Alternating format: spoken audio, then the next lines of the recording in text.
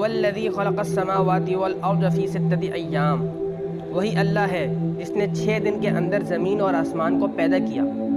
ثم استوى علی العرش، اس کے بعد عرش پر متمکن یعنی جلوہ فروز ہوا جیسے کہ اس کی شان کے مطابق ہے۔ اللہ تعالیٰ نے 6 دن میں، کہ 6 دن کتنے تھے، ان کی لینتھ کیا تھی، ان سب سوالوں کی ڈیٹیلز قرآن و حدیث میں نہیں آئی ہے۔ ہاں، سورۃ السجدہ میں آیا ہے کہ اللہ تعالیٰ کا ایک دن 1000 سال کا ہے، مطلب تمہارے اور ہمارے 1000 سال کے برابر اللہ کا ایک دن ہے۔ اور ہاں، یہ بات سمجھ لیجئے، اللہ تعالیٰ 6 دن کا محتاج نہیں ہے، یہ اس کی ایک قدرت کا تقاضا ہے۔ آپ دیکھیں گے انسان کا جو بچہ ہے وہ 9 مہینوں کے اندر مکمل ایک بیبی بنتا ہے، اور خرگوش کا بچہ 1 مہینے میں بن جاتا ہے، اور ہاتھی کا بیبی جو ہے وہ 22 مہینوں میں بنتا ہے، یعنی 2 سالوں میں، اور بیکٹیریاز جو ہیں سیکنڈز میں ڈیوائڈ ہو جاتے ہیں۔ اللہ تعالیٰ چاہے تو سیکنڈز میں ریپروڈکشن کر دے، وہ مہینوں میں کرے، ہفتوں میں کرے، یا ملینز آف ایئر میں، اس کے لیے تو صرف ایک ہے، کن فیکون۔ وہ ارادہ کرتا ہے کہ ہو جا تو وہ چیز ہو جاتی ہے۔ تو اللہ تعالیٰ کا امر کن کے بعد جو تخلیق کے مراحل ہیں وہ اس نے طے کیے ہیں کہ کس کے لیے کتنا ٹائم۔ ظاہر ہے کہ آپ اگر ایک آم کی گٹھلی کو زمین میں بوتے ہیں تو وہ اسی ٹائم درخت تو نہیں بنتا، اس کو درخت بن کر پھل دینے میں 8 سال لگتے ہیں۔ اس کی نسبت آپ اگر دوسرے فروٹس کے درخت دیکھیں تو کوئی 1 یا 2 سال کے بعد پھل دینے لگ جاتے ہیں، لیکن آم کے درخت کو پھل پروڈیوس کرنے میں 8 سال لگ جاتے ہیں۔ تو یہ سب اللہ تعالیٰ کی مرضی ہے۔ اور دوسری طرف آپ پودینے کو ہی دیکھ لیں، رات کو کاٹ کے فارغ ہوتے ہیں، اگلے دن پھر اتنے ہی اور اگاتے ہیں۔ اکثر لوگ یہ سوال کر رہے ہوتے ہیں کہ اللہ تعالیٰ کو 6 دن کیوں لگے؟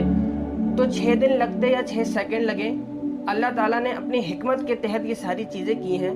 جیسے اللہ تعالیٰ نے اپنی حکمت کے تحت یہ معاملہ اسٹیبلش کیا ہے کہ میرا پیغام پیغمبروں کے ذریعے، پروفٹس کے ذریعے پہنچے گا، ورنہ اللہ تعالیٰ پیغمبروں کا محتاج ہے کیا؟ کتابوں کا محتاج ہے کیا؟ نہیں، بالکل نہیں۔ تو یہ سب ول آف گاڈ ہے۔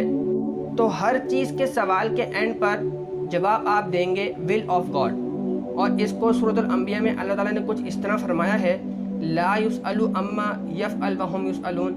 اللہ کو کوئی نہیں پوچھ سکتا کہ اس نے یہ کیوں کیا، وہ اللہ سب کو پوچھ سکتا ہے کہ اس نے ایسا کیوں کیا۔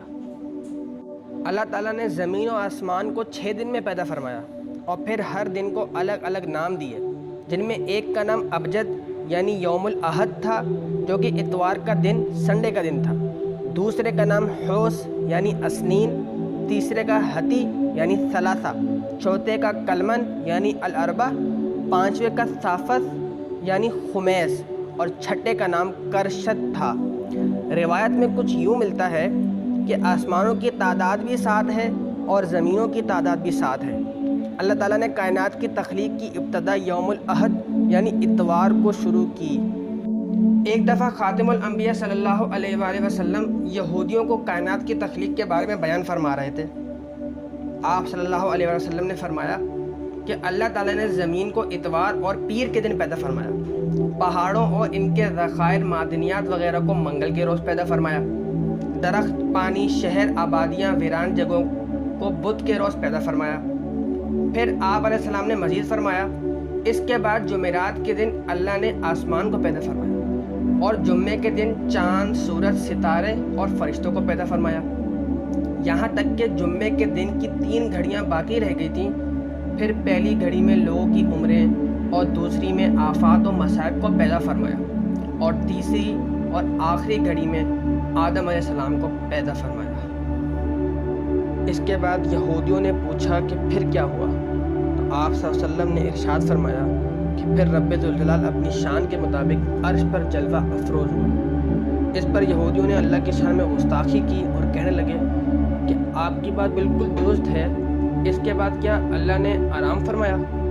جس پر نبی کریم سخت ناراض ہوئے۔ پھر اس آیت کا نزول ہوا، ہم کسی قسم کی تھکاوٹ کا شکار نہیں ہوئے، جو کچھ یہ کہتے ہیں آپ محمد صلی اللہ علیہ وسلم صبر کیجیے۔